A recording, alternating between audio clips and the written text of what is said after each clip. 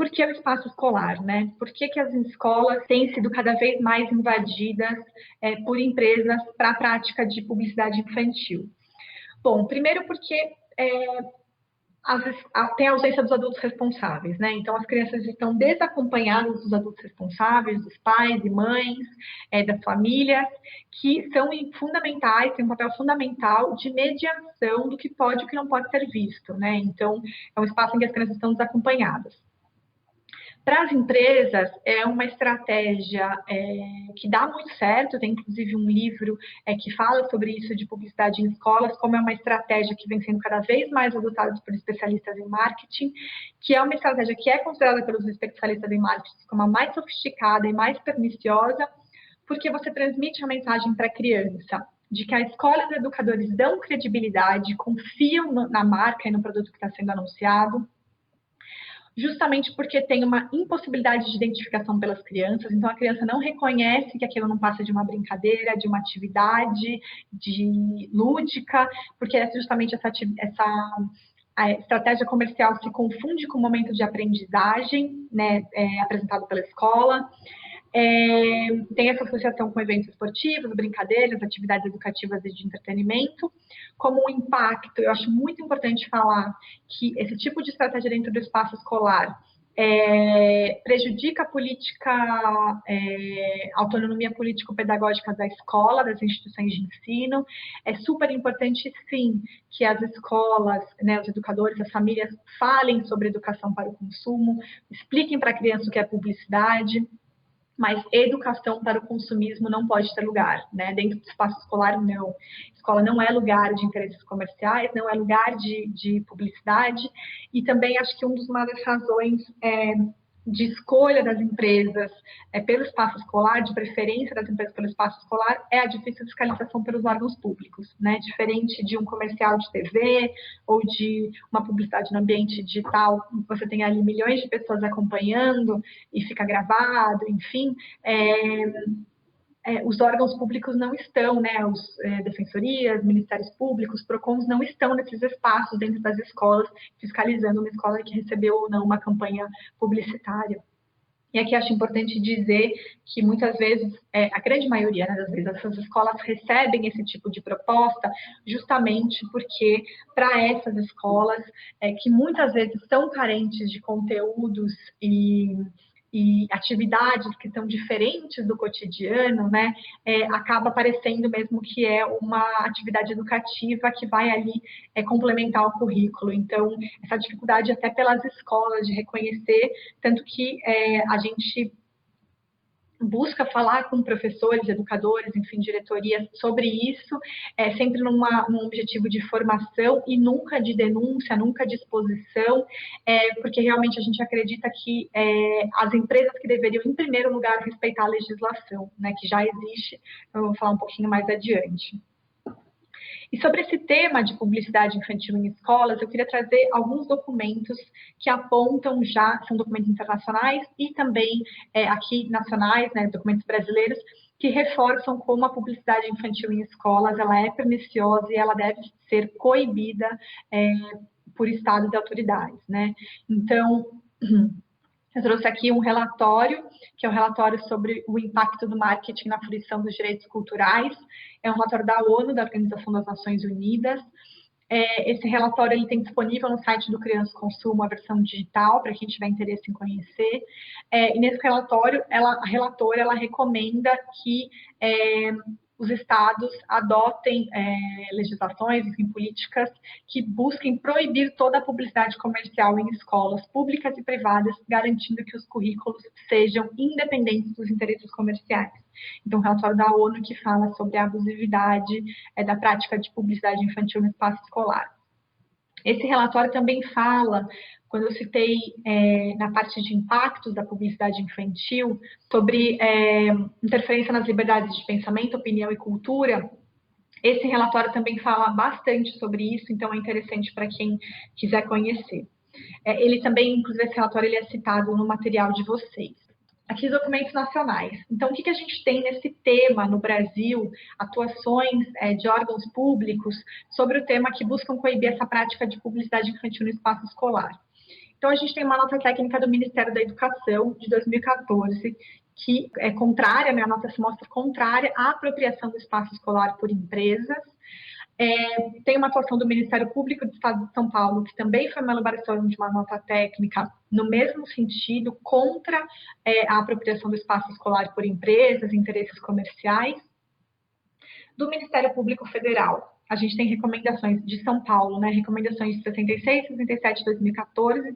Essas recomendações também são desdobramentos do caso do show do Ronald McDonald, então foram recomendações expedidas pelo Ministério Público Federal, que recomendavam para as secretarias de educação municipais em todo o estado de São Paulo que não aceitassem os shows do Ronald McDonald. E da Secretaria Nacional do Consumidor, eu trouxe para citar para vocês a nota técnica número 3, de 2016, que é uma nota técnica que fala sobre publicidade infantil de produtos alimentícios não saudáveis e também sobre publicidade no espaço escolar. Essa nota técnica, ela está sendo atualmente questionada na Justiça, no Poder Judiciário, por uma ação proposta contra a Maurício de Souza Produções, que alega que essa nota técnica estaria dificultando serviços, enfim, contratos de licenciamento da empresa. Então, essa nota técnica está com seus efeitos suspensos temporariamente, até que essa demanda termine, até que essa ação judicial termine, mas eu queria trazer, pelo menos para citar para vocês, a existência, né, de atuações de órgãos públicos no Brasil que busquem coibir essa prática e aplicar a legislação brasileira.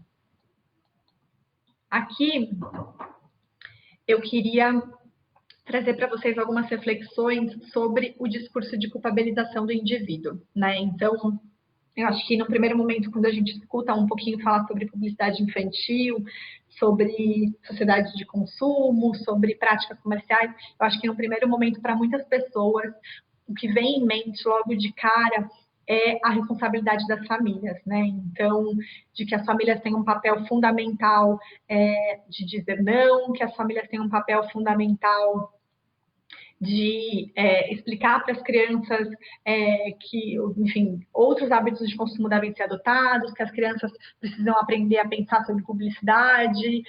Eu acho que, no primeiro momento, são alguns argumentos que vêm à mente de muitas pessoas.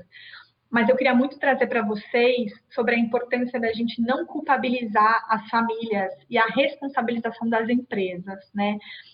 Não dá, gente, para delegar apenas aos pais, mães e adultos responsáveis e até aos educadores nas escolas a tarefa de sozinhos proteger as crianças dos apelos comerciais, né?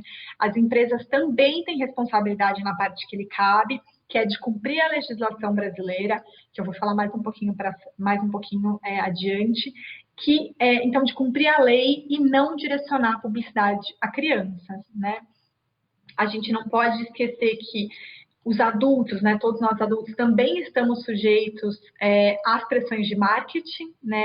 Não à toa, quando a gente fala especificamente de Código de Defesa do Consumidor, né, da legislação consumerista, todos nós somos considerados vulneráveis em uma relação de consumo, então todos nós sofremos, somos impactados de certa forma por essas estratégias, pressões de marketing. Além disso, eu quis muito trazer para vocês um dado que aponta de uma pesquisa que pais e mães têm apenas 32 minutos para si.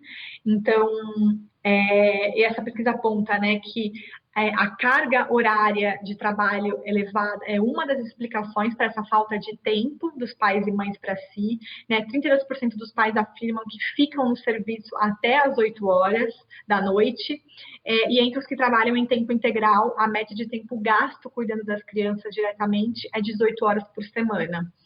Então, eu acho que também é um ponto que a gente precisa trazer de reflexão, especialmente quando a gente fala pensa, né, na realidade brasileira, né, nos diferentes arranjos familiares que existem na realidade brasileira, e eu queria muito trazer para vocês os mais de 11 milhões de arranjos familiares monoparentais, né? Então, as mães solo, para que a gente pensasse justamente isso, em situações como essa, essas mães acabam ficando sobrecarregadas, e elas precisam sair para trabalhar, não tem com quem deixar os seus filhos, essas crianças às vezes acabam mesmo sendo educadas pela mídia, acabam tendo muito contato aí, e acabam sendo muito expostas à publicidade, né? Ou às vezes deixam na escola e a escola tem lá também, está lá recebendo uma empresa com uma estratégia publicitária. Então, a gente precisa pensar na realidade brasileira, das distintas realidades brasileiras, quando a gente fala de consumismo na infância, de publicidade infantil, né? De fato, não dá mesmo para delegar, para jogar nas costas de pais e mães, das famílias, a responsabilidade de lutar sozinhas contra o apelo do mercado, né? Eu acho que aí é importante que a gente pense que quando é um discurso que é promovido por muitas empresas, né, desse repúdio à atuação do Estado nesse tema, ou mesmo, que a gente vai falar um pouquinho mais adiante, ou mesmo de que essa responsabilidade deveria ser só das famílias, e dessa forma as empresas acabam retirando toda e qualquer responsabilidade pelas suas práticas mercadológicas, e isso não pode acontecer, né? Além disso, nessa mesma pesquisa, as mulheres ainda são submetidas a uma dupla jornada de trabalho, né? Então, ainda, em sua maioria, as mulheres ainda são responsáveis, ainda hoje, pelos afazeres domésticos. Então, acho que é uma realidade que valia muito trazer para vocês, para a gente pensar quando a gente fala de publicidade infantil e de consumismo na infância.